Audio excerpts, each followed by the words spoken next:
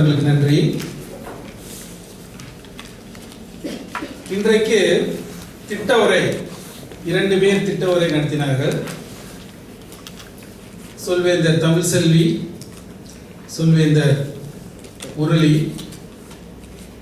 Tamilselvi road போட்ட கணக்கு என்ற தலைப்பையும், சொல்வேந்தர் முரளி சிறந்த பெண்மணி என்ற தலைப்பையும் எடுத்து அவர்கள் இங்கே உரையை படைத்தார்கள்.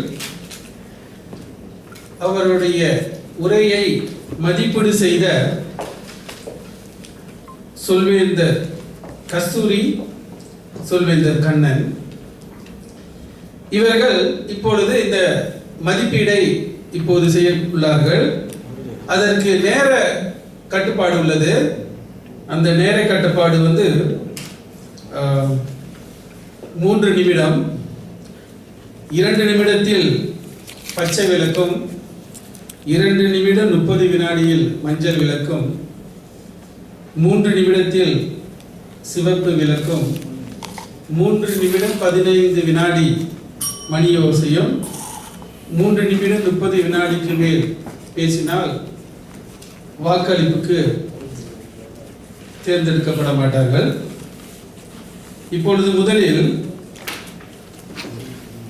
சொல்வேந்தர் தமிழ்செல்வி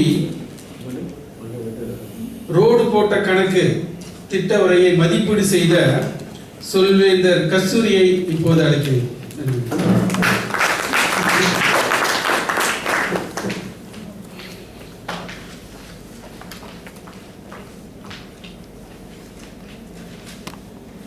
அனைவருக்கும் வணக்கம். வணக்கம்.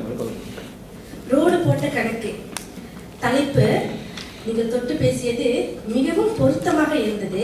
அதுக்கு உங்களுக்கு ஒரு சிறப்பான பாராட்டுக்கள். உங்களின் இந்த உரை 7வது திட்ட உரை ஆய்வு செய்த உரையாக இருக்க வேண்டும். அதன்படி நான் பார்க்கும் பொழுது உங்களுடைய உரை மிகவும் பொருத்தமாக சிறப்பாக இருந்தது. ஏனென்றால் நீங்கள் எல்லாருக்கும் ஒரு தாள் கொடுத்தீங்க. அது விகிதம், அதாவது கணக்கு கொடுத்தீங்க. அந்த தாள் அது ரொம்ப பொருத்தமாக இருந்துச்சு. அது மட்டும் இல்லாமல் நீங்கள் முதல்லையே ஒரு காணொலியை போட்டிருந்தீங்க. விபத்துக்கான வாகனங்கள் விபத்துக்கு நடந்தது, அதை போட்டிருந்தீங்க. அதுவும் ரொம்ப பொருத்தமாக இருந்தது. 3வது, நீங்கள் உபயோகப்படுத்திய உதவி பொருட்கள், அதாவது படக்காட்சிகள், புள்ளி விவரங்கள், அதை பற்றி ரொம்ப சொல்லியிருந்தீங்க.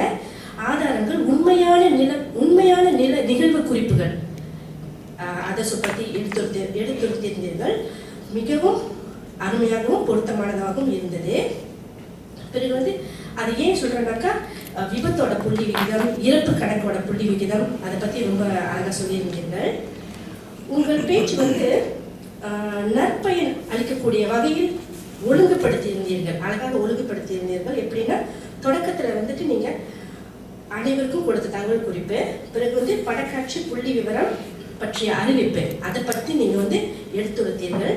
நடுவேளையில், நடுவு பகுதியில் எதனால் விபத்துக்கள் நடந்தது அப்படின்ற ஒரு கருத்தை நீங்கள் எடுத்துரைத்தீர்கள். பிறகு இறுதியில் சாலை விபத்தை எப்படிலாம் தவிர்த்திருக்கலாம் அப்படின்னு நீங்கள் பேசுனீங்க. ஸோ அழகாக உங்கள் உரையை நன்றாக ஒழுங்குபடுத்தி இருக்கிறீர்கள், தயார் நிலையில் வந்திருக்கிறீர்கள் என்று எனக்கு நன்றாக புலப்படுகிறது. உங்களுடைய குரல் வளம் மிகவும் அருமையாக இருந்தது. உங்களுடைய தொனி ஏற்ற இறக்கம், அது மட்டும் இல்லாமல் உயர்ந்த ஒரு குரல் வளத்தில் பேசியிருந்தீர்கள். எல்லாருக்கும் அது நன்றாக விளங்கியது. பிறகு கண் தொடர்பு வலது இடது பக்கம் இருக்கலாம் என்று வைத்திருந்தால் இன்னும் சிறப்பாக இருந்திருக்கும். உங்களுடைய அடுத்த திட்ட உரைக்கு என்னுடைய வாழ்த்துக்கள். நன்றி, வணக்கம்.